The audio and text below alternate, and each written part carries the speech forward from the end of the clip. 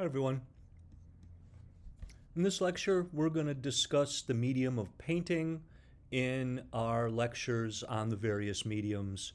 We looked at drawing, and then we will look at printmaking, photography and film, sculpture, and architecture.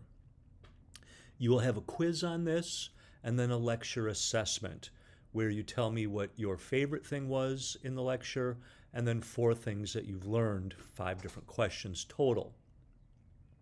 I also want to go briefly over Mesoamerican art and LA Mexican and Mexican American art. And then I want to do an art assignment that is required, not an option this time, where you create a genre of a retablo ex voto, a painting that gives thanks. And I will show you all the possibilities and humor and some of the history of that as we go along. So let's take a look at painting.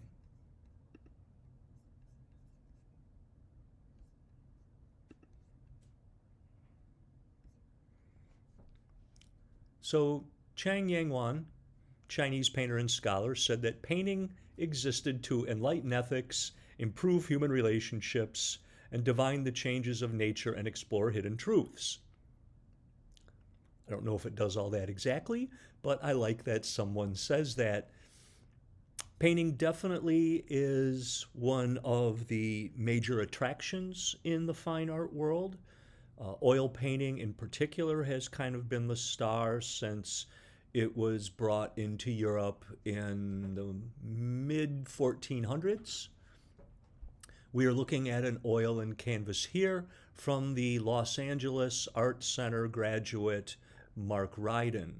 Mark Ryden, who we saw in our lecture where we discovered there were 3 kinds of ways of making art in terms of the look of it, naturalization like the real world. Mark had a slide on stylization and abstraction. So again, once you know Mark's work, it's kind of easy to see it again. The brilliance in his color schemes, more browned out, more grayed out color, less bright color. We see the wide eyes that he often does, kind of wide on the skull. He often does the eyes enlarged. Often his female characters have round sloping foreheads and tiny noses. And he does toys. He has done Abe Lincoln and meat as subject matter. And here we're looking at a 2013 canvas with a specially made frame of carved wood. I believe he sends these off to Tibetan monks to get carved from sketches that he makes. And this is a series of artwork that was shown in LA called the Gay 90s, the Gay 1890s, and gay meaning a different connotation than probably what you would think today. And there was a beautiful diorama at the show, and then many of these fun kind of paintings here. The wonderful thing about oil paint is you can glaze it on where it's transparent.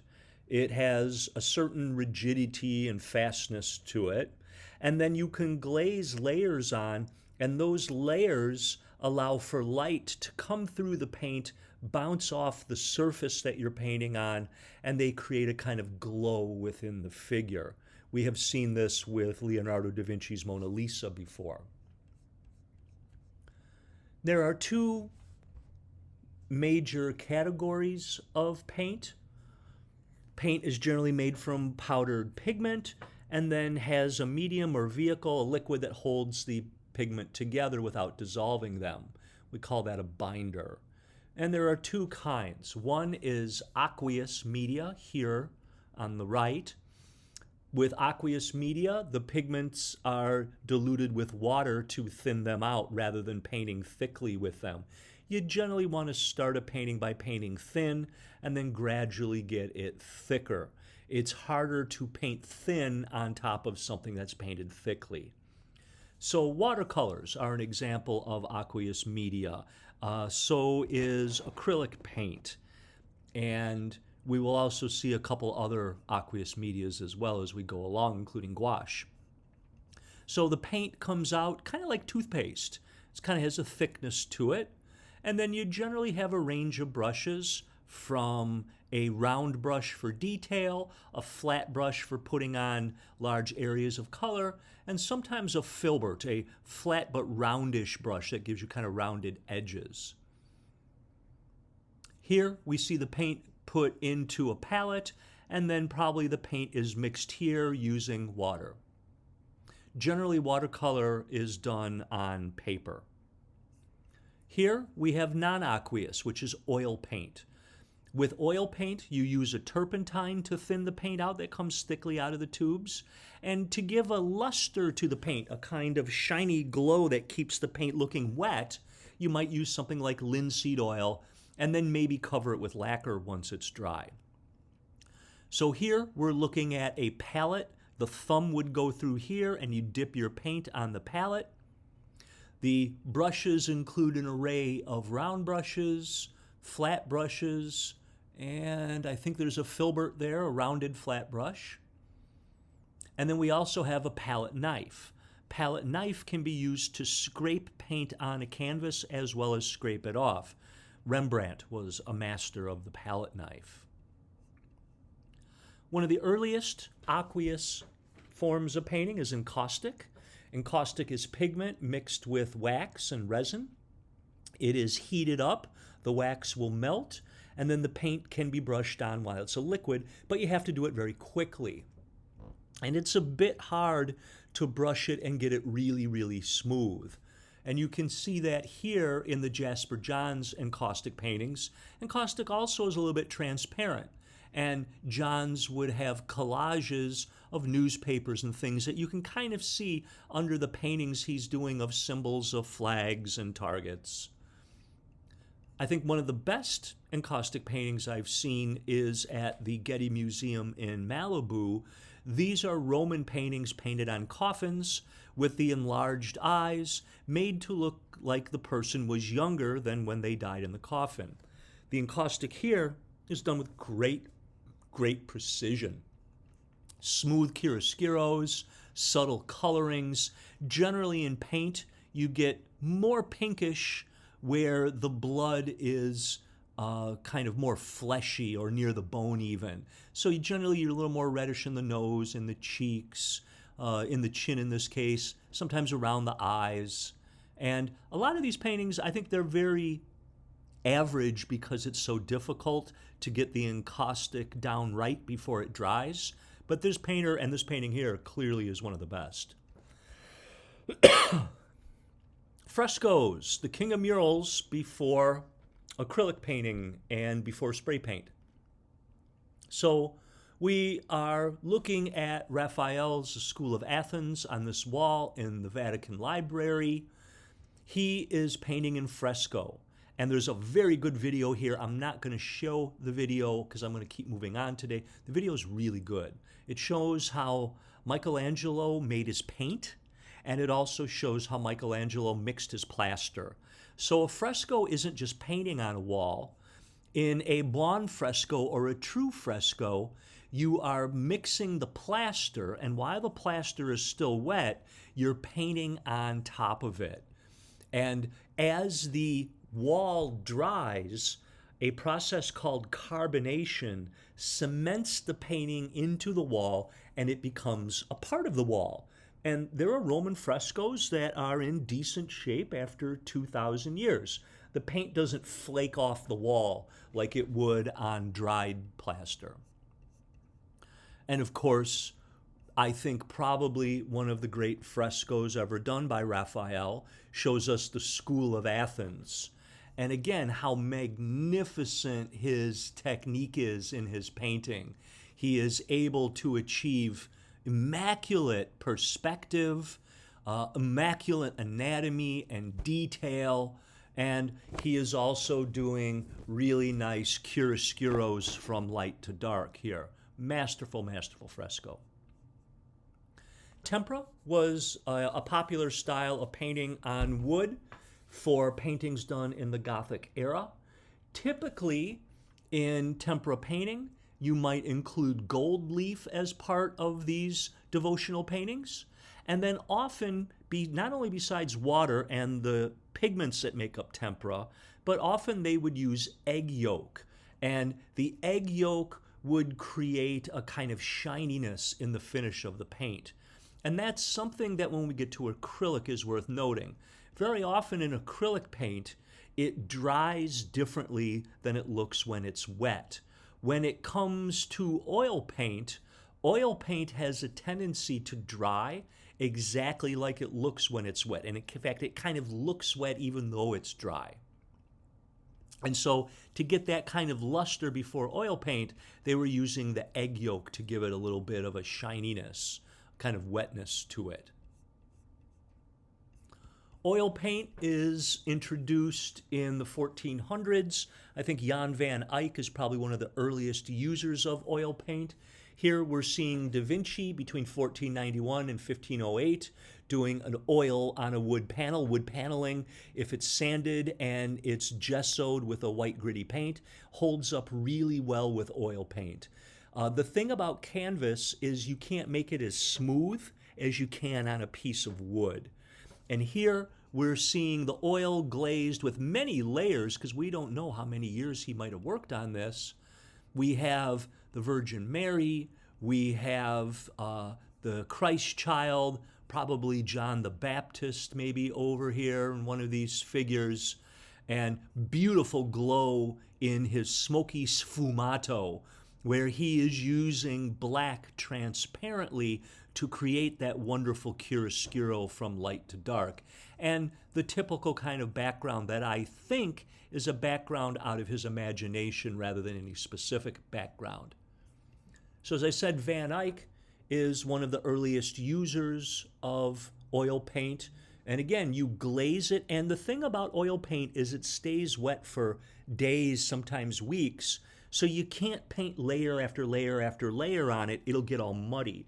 So generally what oil painters do is they work on several paintings at once, giving each painting a chance to dry before they put a new layer on. So it can take months or years to make a good glazed oil painting. Here we're looking at a self-portrait of Van Eyck, super realistic. That is really the advantage of oil paint, is it really does a good job of creating kind of a mirror that reflects the world back to us. And really, I think a very important part of painting up until photography in the 1800s. So with oil paints and paints in general that are acrylic or spray paint, you generally want a solid woven canvas, generally stretched with wood stretcher bars, or you work on a wood panel, you sand the panel down, you put a layer of white paint called gesso on it, and then paint. And that really works well for oil paint. Here we're looking at some contemporary oil paintings, one by Laura Krifka, who makes models and then does oil paintings of them, or did. She's doing different stuff now. And then we're looking at Michael Hussar, who I know taught figure painting at Art Center. Maybe he still does.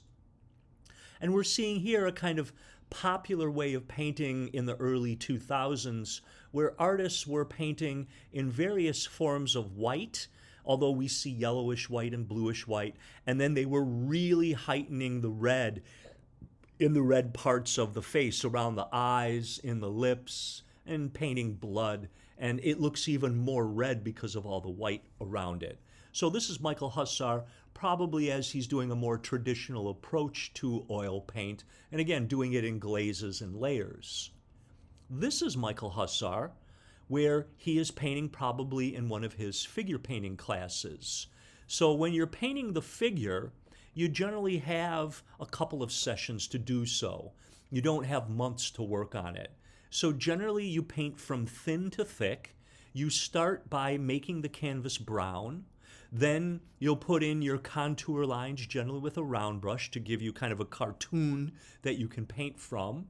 Then, generally, you'll put in the brightest colors of vermilion on first for the underneath painting, and then you begin to cover that with the tones, the gray tones or the brown tones of the skin, and you generally work from dark you put your midtones on, then put your darks, and then you put your highlights on. And generally in a alla prima or an all-in-one-day painting, you're getting thicker as you head towards the whites.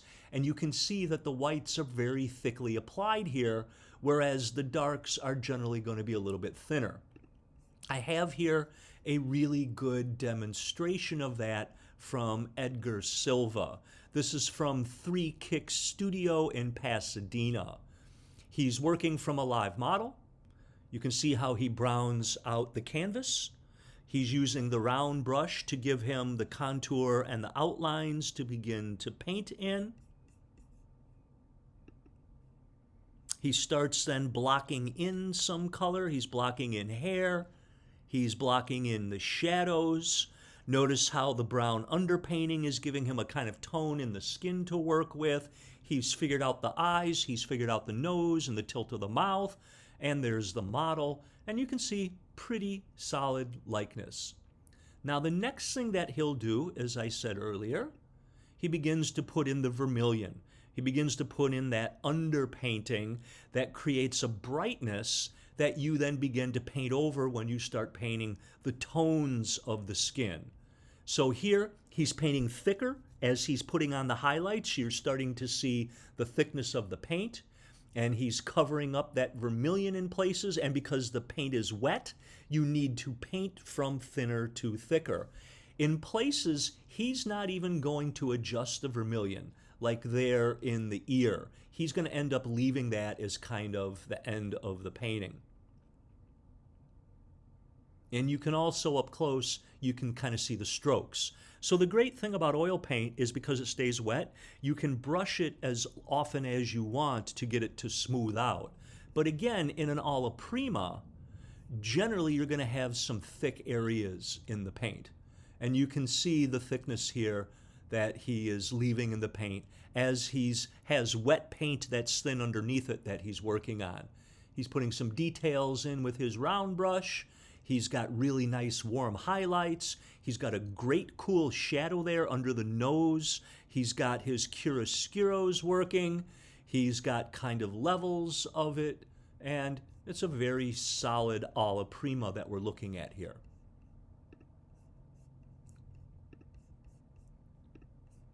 If you want to see it, it's right here. Feel free in the PDF to click on it. A aqueous-based paint is watercolor. Watercolor consists of pigment and water and gum arabic, a sticky plant substance that acts as a binder. You use watercolor typically on paper. These are really great, energetic, I think early works by Korean artist David Cho.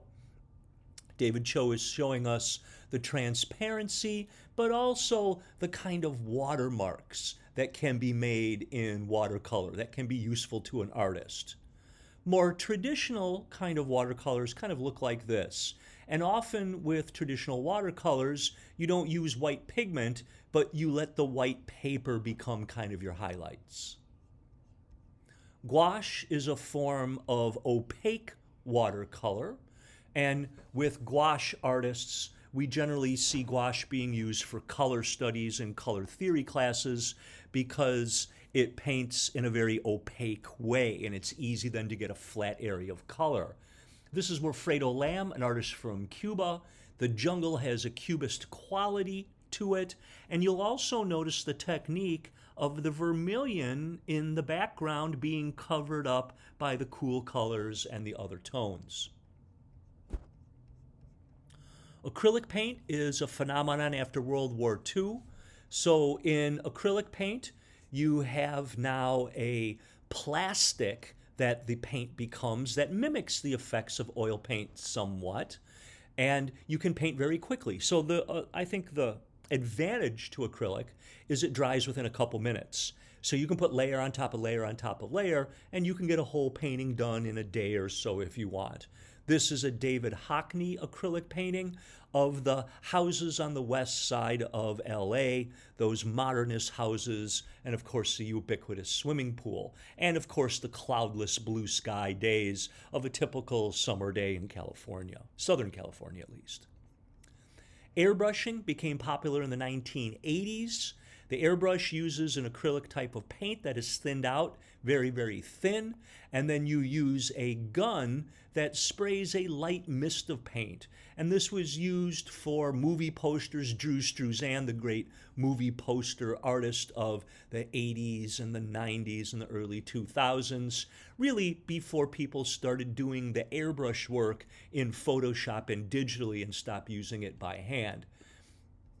Drew has a number of demos that he does, and here for just a couple of seconds you can see what the gun looks like. There's typically a compressor, and then you kind of control how close you're going to get your gun to the paint.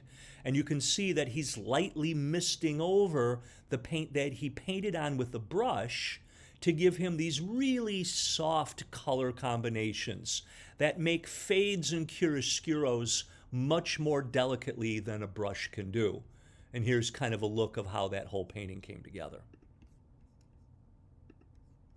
I'm sure you recognize Drew's work if you've seen any movie posters in the last 40 years. Now, mostly nobody airbrushes anymore.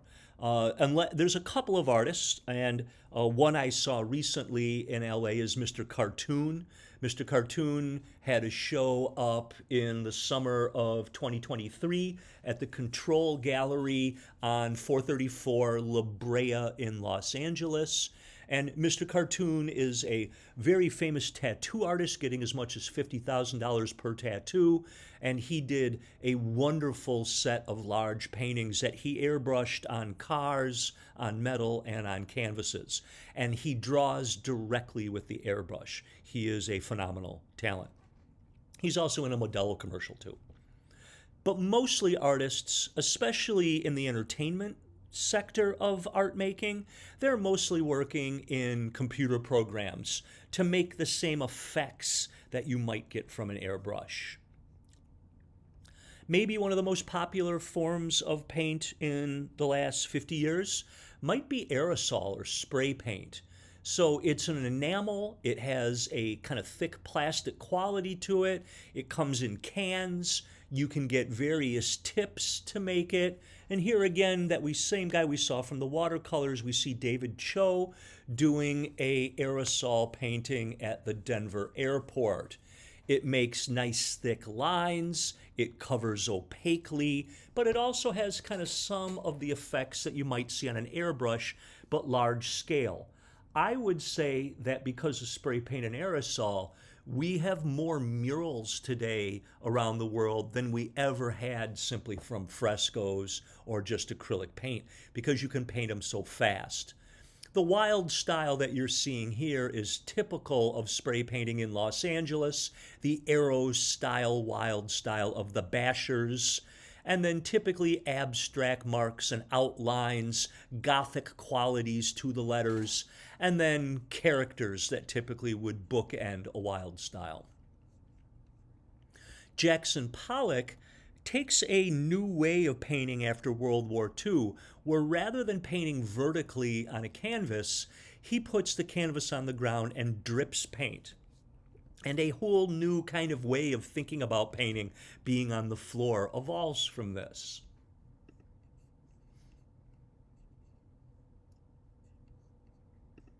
I do have a quick spray paint demo that you might, so this isn't, I could pick a lot of stuff, but this is kind of typical of what you see of maybe street painters working with stencils and spray paint. So they put down a stencil to create the Colosseum. You can see that the paint can create a mist, and if you want that mist to have a hard line, you might hold something against it to give you that hard line, like we're going to see right here using that card. So that is giving us some of the layers of the Colosseum. There's another stencil. And these artists use these techniques to create 20 paintings a day of very similar subject matter. So you can see here where they're kind of misting on the paint. Sometimes you put a stencil around that gives you a hard edge. That hard edge is going to help create the moon here, which had paint on it. And then they took a newspaper and pulled the paint off, and it made kind of a rough area. Here, they're rubbing off some of the paint and rubbing some of the paint on, and you get these kind of dazzling effects that would otherwise maybe have come from an airbrush in a different age. Okay, second part of the lecture, Mesoamerican and LA Mexican and Mexican-American art. So I have a couple of lectures. I have a supplemental lecture that talks more about North American, Native American painting and a little bit about the Incas in Machu Picchu. I got to get deeper into what's going on in Peru because it seems like the artwork that they're finding there from the Paleolithic era is richer and deeper than anyone realized maybe 30 or 40 years ago, or at least outside of Peru, anyone realized. We are going to discuss artwork that is coming from this part here in Central America and in South Mexico. We're going to look at the Olmecs from La Venta, Teotihuacan, a little bit north of Mexico City, Tenochtitlan, which was in Mexico City. And we're going to see some of the art here that we can begin identifying some of the art at least around 5,000 years ago. Some of the earliest art that we have found or that we've dated in that area are from the Olmecs, and we find these colossal sculpted heads from the Olmecs, in particular the city of La Venta. They are also mound builders as well. In Teotihuacan, we have the biggest pyramids in the Western Hemisphere, and these pyramids were built almost 2,000 years ago, and we're not 100% sure by who. They didn't leave any writing. It burned around 550 AD, about maybe 300 years after they're built, and they're not used again for several hundred years until the Aztecs began using them. And they had been abandoned for so long, the Aztecs thought that they were built by the gods. You have the Temple of the Sun, you are the Pyramid of the Sun, you have the Pyramid of the Moon, and you also have the Pyramid of the Feathered Serpent. They are probably made by building up mounds of dirt and then covering them in various forms of stone, maybe even ceramic. We don't know a lot about the Olmecs. They kind of disappear as a power, and the Mayans become the local power beginning around 250 AD and probably reach its peak during around 900 AD. They are building pyramids out of stone that are very steep, like the one at Tikal. Typically, the pyramids have a sarcophagus inside for one of their important rulers. The Mayans also had a writing system that we have decoded somewhat of kind of hieroglyphs. They made illustrations. We know that they knew the stars and built observatories. In one of their most important codexes or books, we have the Popol Vuh. In the Popol Vuh, we have the creation story of how the world's created by the gods, how people are created through various attempts because the gods wanted to be venerated and wanted to be recognized by somebody. So they created people to do so. I have the whole story here in a link if you're interested. In Palenque, we have found pyramids, we have found paintings, and this wonderful sarcophagus lid here that would have covered Pakal, the ruler, Pakal the Great. And we see Pakal falling into the afterlife, surrounded by hieroglyphs with the gods ready to meet him. This is the beginning of the clearing of Palenque. So what happened is after, in clearing out the jungle to live here, once the society kind of crumbles, the jungle swallows up the entire city very quickly. And there are many Mayan cities that we have not even cleared jungle to find out what's there. This is what it looks like after it's been cleared. The final of maybe the great civilizations in Mesoamerica are the Aztecs. They are, I think, closer to the Romans than the Greeks in terms of being a warrior society. They are influenced by the Toltecs, and they are great engineers also. They build Tenochtitlan with pyramids, with various decorations in gold. A lot of their artisans are the Mixtecs, and they built it on a lake in Mexico City by pounding trees to create a bed that they can then lay the city on. We know a little bit about their dress and some of their customs because after they were destroyed by Cortez, we have a monk, a Catholic monk, who gets one of the Aztec warriors to kind of draw out and kind of remember what their older culture looked like before they became Spanish. In the quest to conquer the Aztecs, Tenochtitlan is completely destroyed. All we see now are some of the trees that are pounded into the lake bed. Much of their art that was either in silver or gold was melted down, and very little remains except for things that were buried in the ground, like the sunstone. In the sunstone, we are looking at a central figure, and the central figure has a human heart in each of their hands. There is a stone sacrificial knife expressing the need for sacrifices to allow the sun to continue moving across the sky. In the four squares around the central deity, we see four previous eras, and then that preceded this era that we're in. The exact meaning of the sunstone is unclear. It may be some kind of calendar, and it may be like a farming calendar, possibly. Quetzalcoatl is a deity in the Aztec pantheon of gods, regarded as the Earth Mother Goddess. She's represented as an old woman, but the old woman her head is made by two serpents facing each other. So the serpents though they appear to be looking out at us, it's like a Picasso Cubist painting where the two serpents are actually facing each other nose to nose and mouth to mouth. Quetzalcoatl is a basalt statue that we're looking here, found at Tenochtitlan. It is big. She has a severed head that has two coral snakes with flowing blood. She's wearing a necklace of human hands and a large skull pendant.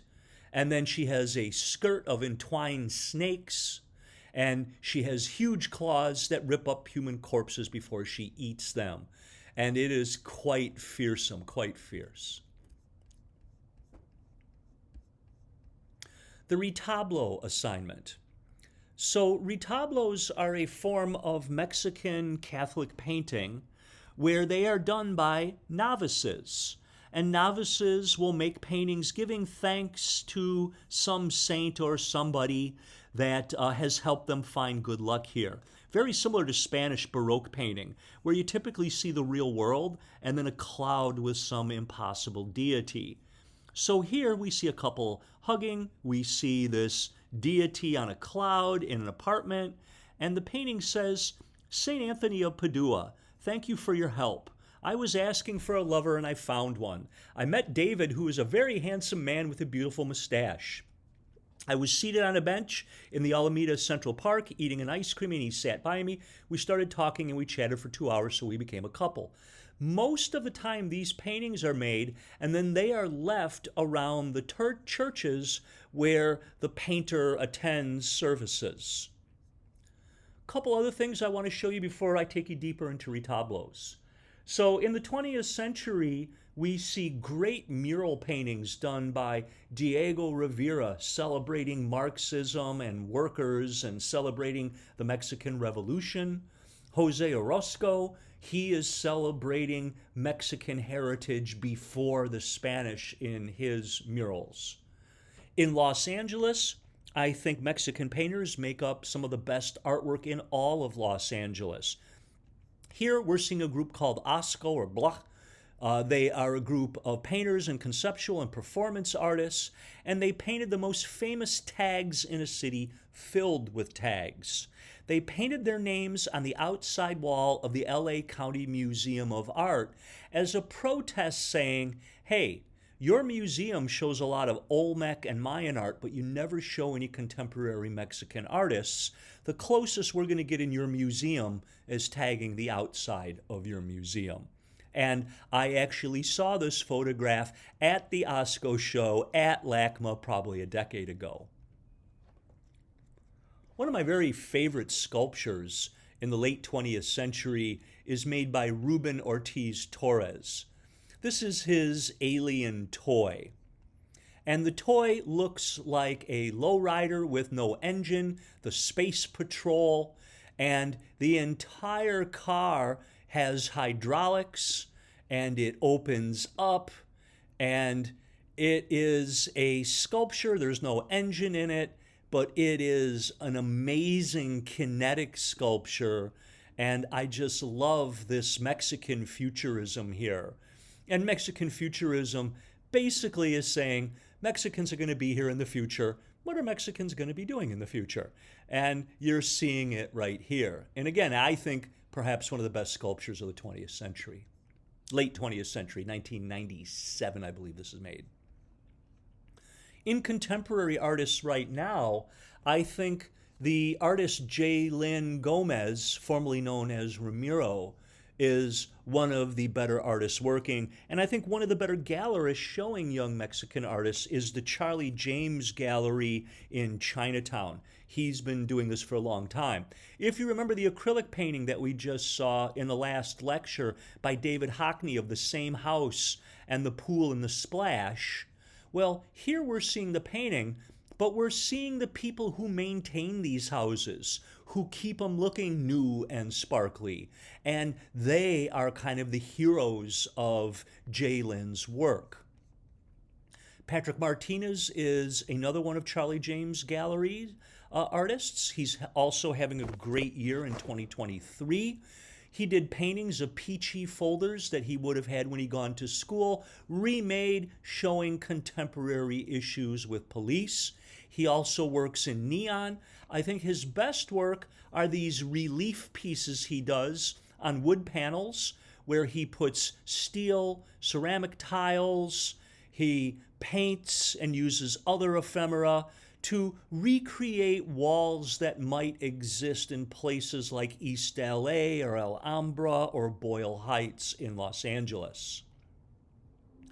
Mario Ayala, until I saw the Mr. Cartoon Show, was my favorite contemporary painter using an airbrush.